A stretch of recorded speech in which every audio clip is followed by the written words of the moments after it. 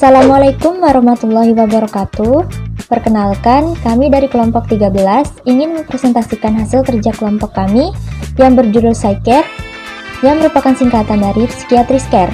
Sebelum memulai presentasi, alangkah lebih baiknya kami memperkenalkan diri terlebih dahulu.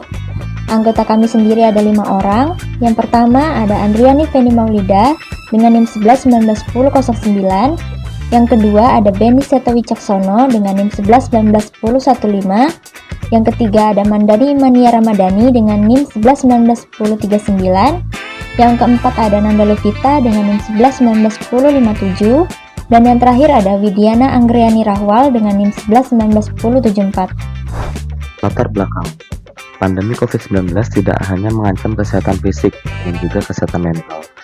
Banyak berita buruk yang diterima membuat masyarakat cemas akan hidup mereka sendiri, keluarga, teman terdekat, dan bahkan lingkungan sekitarnya. Faktor lain yang menjadi pencetus kecemasan masyarakat pada masa pandemi adalah stres akibat adanya physical distancing atau PSBB.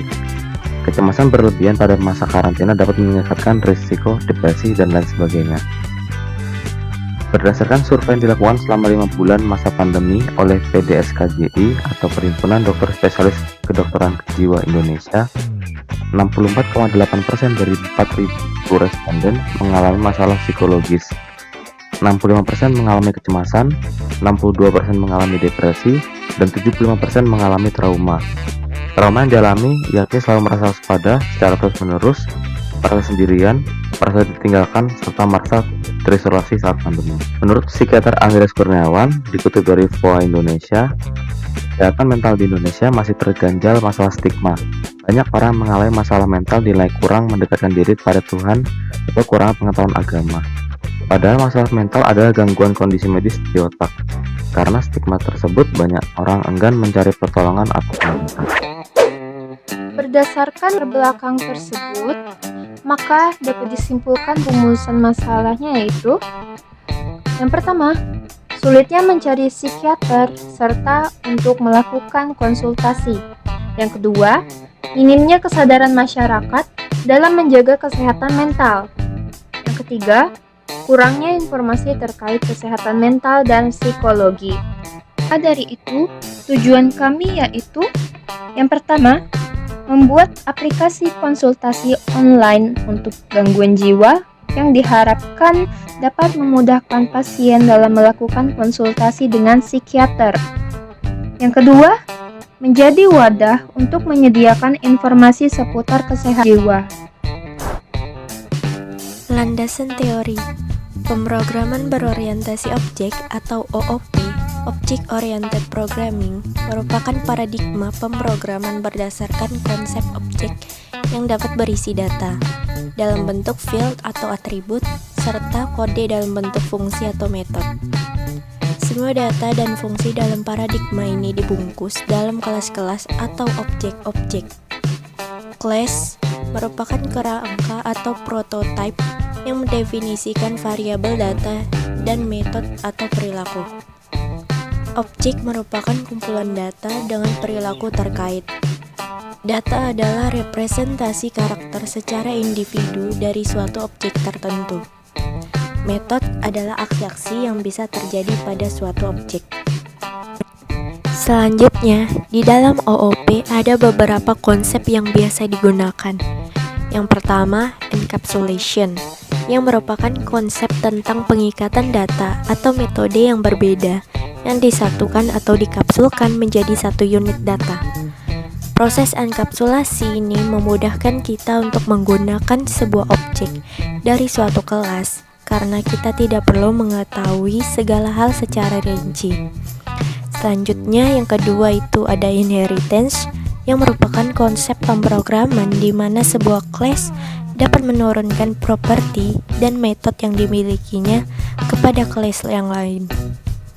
Yang ketiga ada polymorphisme, merupakan sebuah prinsip di mana kelas dapat memiliki banyak bentuk metode yang berbeda-beda meskipun namanya sama. Bentuk di sini dapat diartikan sebagai isinya yang berbeda atau parameternya yang berbeda ataukah tipe datanya yang berbeda. UML atau Unified Modeling Language adalah bahasa spesifikasi standar untuk mendokumentasikan, mempersiapkan, dan membangun sistem perangkat lunak berbasis objek. Fungsi dari UML antara lain: yang pertama, sebagai sketsa yaitu menggambarkan aspek dari sistem. Yang kedua, sebagai blueprint atau desain komplit yang akan diimplementasikan. Ketiga, sebagai bahasa pemrograman. UML ada beragam jenisnya. Namun kali ini UML yang digunakan adalah class diagram. Class diagram merupakan diagram yang menggambarkan struktur sistem dari segi pendefinisian kelas-kelas yang akan dibuat untuk membangun sistem. Kelas memiliki 3 bagian utama, yaitu nama kelas, atribut kelas, dan operasi kelas. Dalam suatu diagram, kelas, atribut, dan metode dapat memiliki salah satu sifat berikut. 1. Private, tidak dapat dipanggil dari luar kelas yang bersangkutan. 2. Protected, yang hanya dapat dipanggil oleh kelas yang bersangkutan dan anak-anak kelas yang mewarisinya. 3. Public, dapat dipanggil oleh siapa saja. Kemudian, dalam class diagram, antar kelas bisa memiliki hubungan seperti pada gambar. Untuk simbol yang pertama merupakan simbol association dengan keterangan hubungan statis antar kelas. Asosiasi menggambarkan kelas yang memiliki atribut berupa kelas lain atau kelas yang harus mengetahui eksistensi kelas lain. Asosiasi biasanya disertai dengan multiplicity. Untuk simbol yang kedua itu merupakan asosiasi berarah atau directed association dengan keterangan asosiasi dengan makna kelas yang satu digunakan oleh kelas yang lain. Asosiasi berarah juga biasanya disertai dengan multiplicity. Selanjutnya, simbol yang ketiga yaitu generalization dengan keterangan relasi antar kelas dengan makna generalisasi spesialisasi atau umum ke khusus, atau untuk menyatakan hubungan inheritance. Selanjutnya, simbol yang keempat yaitu dependensi atau kebergantungan. Keterangannya relasi antar kelas dengan makna kebergantungan antar kelas. Kemudian, simbol yang kelima yaitu agregasi atau aggregation dengan keterangan hubungan yang menyatakan bahwa suatu kelas menjadi atribut bagi kelas yang lain. Yang keenam, komposisi atau composition dengan keterangan bentuk khusus dari agregasi di mana kelas yang menjadi bagian diciptakan setelah kelas menjadi whole dibuat. Misal kelas whole dihapus, maka kelas yang menjadi part ikut musnah. Simbol yang ketujuh, realization dengan keterangan hubungan antar kelas di mana sebuah kelas memiliki keharusan untuk mengikuti aturan yang ditetapkan oleh kelas lainnya.